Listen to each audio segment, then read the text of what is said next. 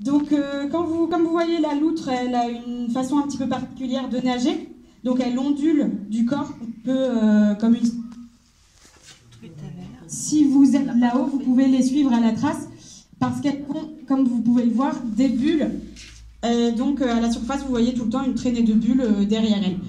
Et donc, cette traînée de bulles, c'est pas qu'elles respirent sous l'eau, c'est comme vous pouvez le voir, entre leurs poils, elles ont 2 couches de poils. Il y a de l'air qui est coincé. Et donc, cet air gelé, ça ne lui posera absolument pas problème le fond. Et la deuxième couche, elle va absorber l'eau, elle va être complètement... Elle ne va pas du tout être imperméable, et donc ça va lui permettre d'avoir une certaine densité sous l'eau, pouvoir rester sous l'eau plus longtemps pour attraper un poisson, par exemple. Mais c'est vrai que majoritairement, elle va se nourrir de poissons. Et donc, dans les années 1900, elle a été beaucoup chassée parce que justement, les pisciculteurs pensaient qu'elle pouvait manger jusqu'à 10 kg de poissons par jour. Donc c'est complètement faux, dans le sens où Dionysos, il fait même pas 10 kg et jamais il mangera son propre poids en poisson. Généralement, ça mange 400 à 800 grammes de poissons par jour, selon les individus, selon la saison, selon leur corpulence.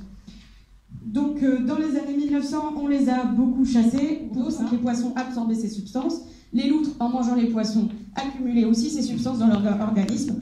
Et donc, ça pouvait entraîner la stérilité, des tumeurs, des kystes et à terme, la mort.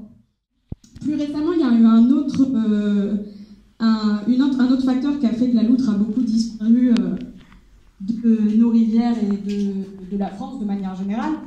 C'est qu'elle a été piégée à la place d'autres animaux, notamment le ragondin.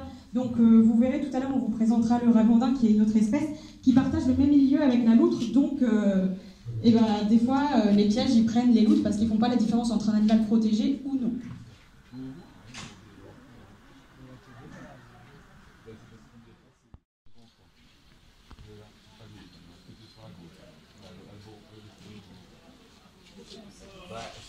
Ça va vite aussi, hein? Attention.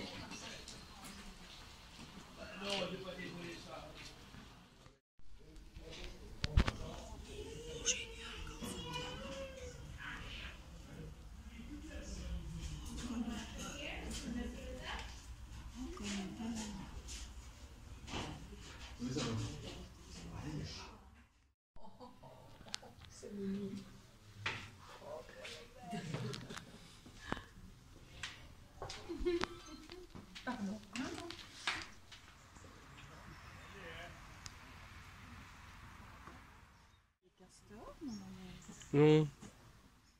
Grand d'un heure. Ah, t'as vu? Quand tout à j'ai fait ça, il fait. À un moment donné, il a fait ça.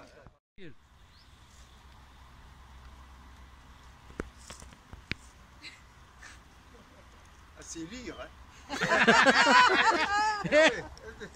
Ah ouais, allez, lis encore un peu.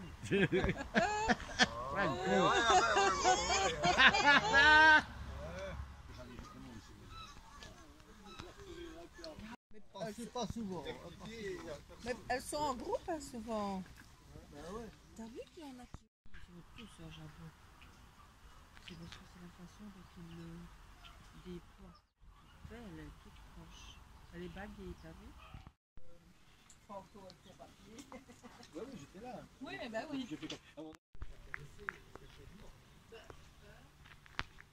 Les naturalistes, les passionnés qui ont travaillé sur cette espèce, et ils étaient nombreux. Donc on a mis des bagues métalliques sur lesquelles sont gravés des numéros d'identification, et le suivi de ces animaux-là nous a malheureusement appris quoi? Il nous a appris que si la cigogne disparaissait, c'était malheureusement au cours de ses voyages migratoires. Lorsqu'elle part en migration, notre cigogne meurt. Et les conduites étaient nulle part. Les pylônes électriques à l'époque n'étaient pas sécurisés. 50% des cigognes qui partaient d'ici pour aller jusqu'au Olympique mouraient et les conduites en France. C'est-à-dire c'est ces cigognes que vous verrez en Alsace en hiver. Ce sont des cigognes qui ont été réintroduites. Donc, grâce à cette méthode, bien sûr, les cigognes ne partaient plus en migration. Donc forcément, si elles ne partent plus en migration, la population augmente.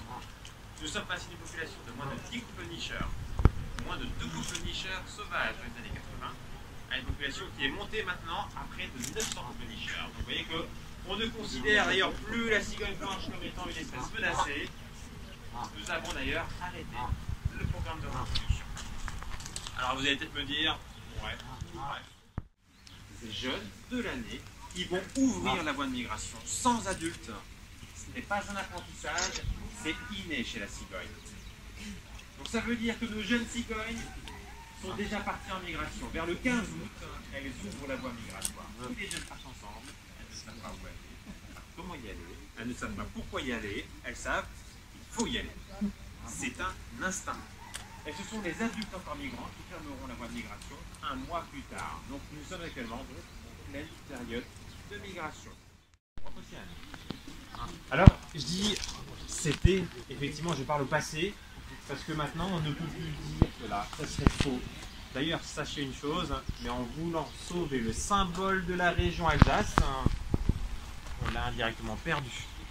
Parce qu'on a dû le partager avec le reste de la France. Parce que la cigogne est bel et bien française actuellement.